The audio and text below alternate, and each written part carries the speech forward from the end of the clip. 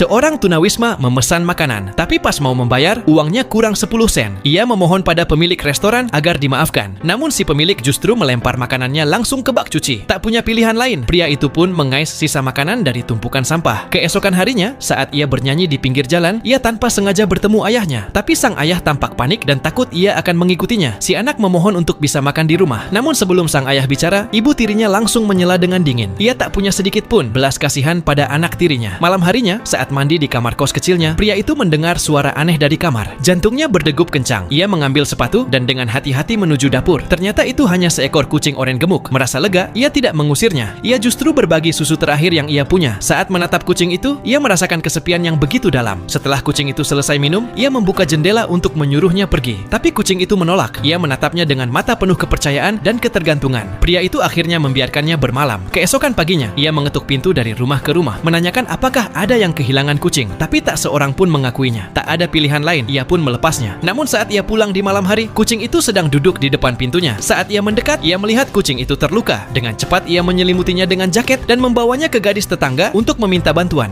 Gadis itu membalut lukanya dan memberitahunya soal klinik hewan gratis. Kucing itu pun dirawat. Tapi saat pria itu hendak berterima kasih dan pergi, resepsionis mengatakan bahwa obatnya tetap harus dibayar seharga $22.